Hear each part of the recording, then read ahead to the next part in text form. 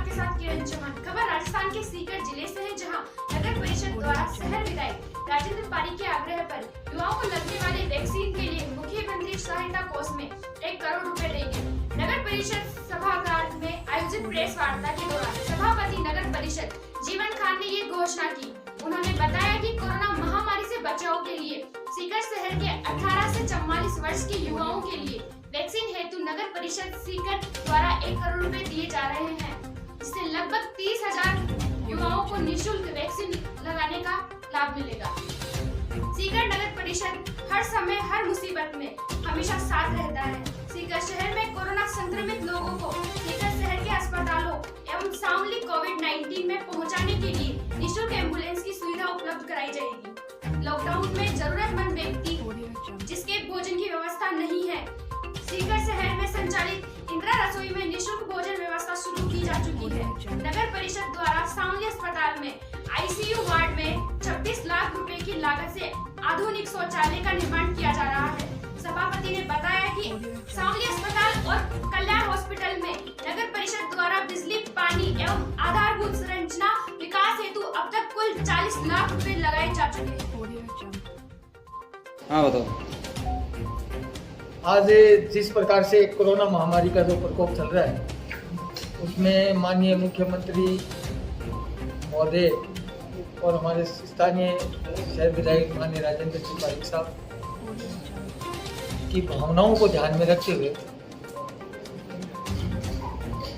18 से 44 साल के युवाओं के लिए वैक्सीनेशन के लिए हमारे नगर परिषद बोर्ड द्वारा माननीय विधायक महोदय के आदेशानुसार 1 करोड़ रुपए वैक्सीनेशन मुख्यमंत्री सहायता कोष में दिए जाएंगे। उसमें सीकर शहर के लगभग 30,000 युवाओं को निःशुल्क वैक्सीनेशन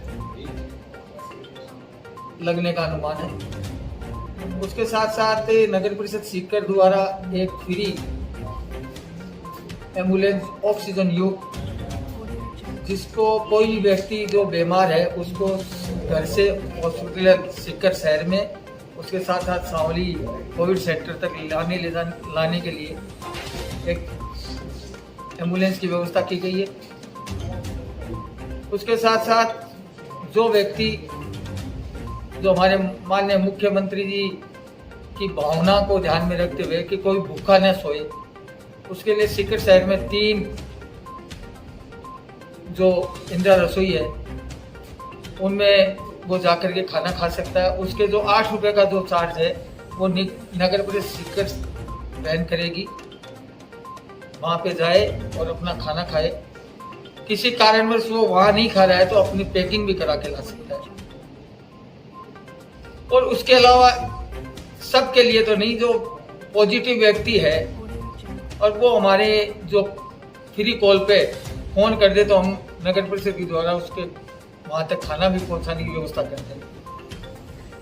नगर परिषद निरंतर माननीय विधायक महोदय की जो चिंता रहती है कि मेरे सीकर शहर ही नहीं बल्कि सीकर जिले के कोई भी व्यक्ति जो यहाँ पे हॉस्पिटलाइजेशन है उसको किसी भी प्रकार की असुविधा नहीं हो, उसके लिए निरंतर ये हमें आदेश देते रहते हैं। नगर परिषद सीकर द्वारा पिछले समय आपने देखा होगा, पिछले कोविड के टाइम में भी सीकर नगर परिषद ने खूब काम किया। उसी को ध्यान में रखते हुए अब नगर परिषद के तमाम पार्षद हमारे यहाँ पक्ष विपक्ष नहीं है, निरंतर हम लगे हुए हैं कि वार्ड में कोई भी व्यक्ति को किसी भी प्रकार की परेशानी हो और वो हम तक पहुंचती है तो हम ये प्रयास करते हैं उसकी परेशानियों के साथ हम खड़े होकर के और उनका सहयोगी बन करके हम जो कार्य कर रहे हैं। नगर परिषद द्वारा माननीय विधायक महोदय के आदेशानुसार जो आईसीयू वार्ड है उनमें 26 लाख रुपए की लागत से आधुनिक शौचालय का निर्माण जो हो रहा है वो 2-4 रोज में कंप्लीट हो जाएगा। उसके साथ साथ सीकर नगर परिषद के 50 हमारे कर्मचारी जो निरंतर लगे हुए हैं, जो डेड बॉडी जिसके कोई आज परिवार के व्यक्ति हाथ नहीं लगाता है, उसके भी हमारे जो हमने यहाँ तक भी काम किया है कि डेड बॉडी को दफनाने से लेकर के दाग देने तक का कार्य हमारे नगर परिषद द्वारा किया गया है। जो हमारे सफाई कर्मचारी हैं, मैं उनको इस बात की बधाई देना चाहूंगा। इस कोविड के समय जिस प्रकार सीकर नगर परिषद के सफाई कर्मचारियों ने काम किया, वो अद्भुत काम है।